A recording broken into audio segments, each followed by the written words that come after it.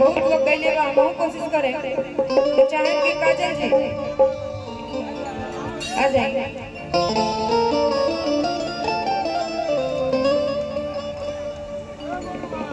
कि बिना तरई के चांद ना होला,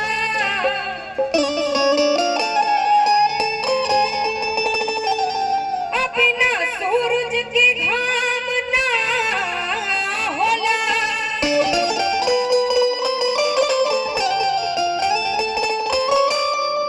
कि प्रेम कितना पुरान हो जाए बाबू, बाकी प्रेम कबहू पुरान ना होला।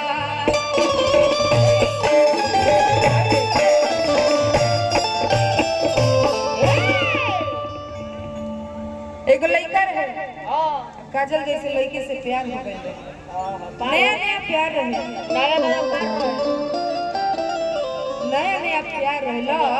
हेलो वो भिखर मामा का प्यार पूरा सुनावा भैया टेबल को के का पता बोले बड़ा भाई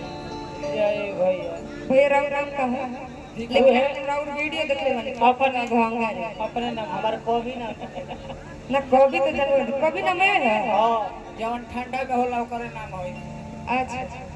हम भाई नहीं ठंडा में कोई रहे मुर्गी दे भैया के एगो वीडियो बहुत वायरल भइल है, तोरा चलते गईनी कमाए दर भंगा रे। हां जी वही बात ओकरे चलते सुनने वाली रहो लोग, सुनने वाली हो तनी भैया खातिर तनी ताली हो जाओ। ए लोग बहुत कम ताली बजावत है, खाली नहीं की है खाना मिला ना भोजन। टेबल एक रंग बेस बा तो एगो लड़का रहे, अब काजल जैसे लड़की से प्यार हो गई, नया नया प्यार रहे, हां सर पे चढ़ के बोलत रहे। का बोलत रहे भैया, का बोलत रहे बचिया हो कि तोहरा बिना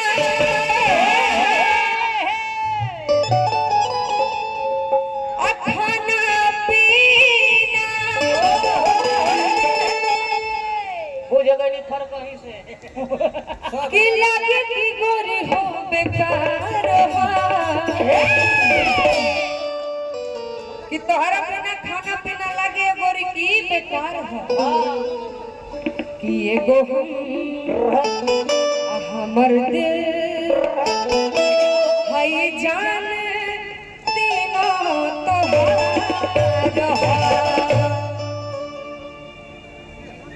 तोहरा बिना खाना पीना, तोहरा बिना खाना पीना लगे कि गोरी हो बेकार हो, एगो हमर दिल हई जान तीनों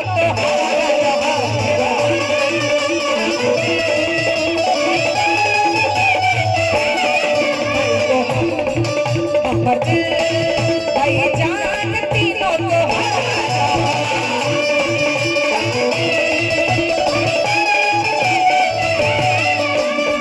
तोहरा बिना खाना पीना, तोहरा बिना खाना पीना लगे कि गोरी हो बेकार हो, लगे कि ये काजल जी बेकार हो, हमर दिल हई जान होई तीनों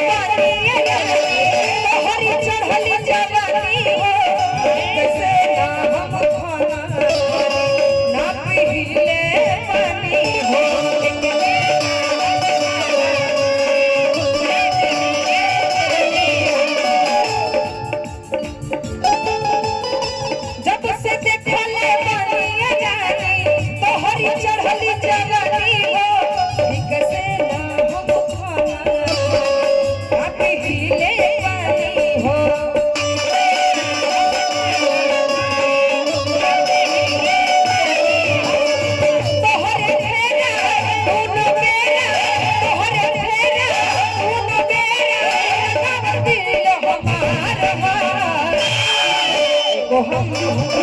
एगो तू भाई जान तीनों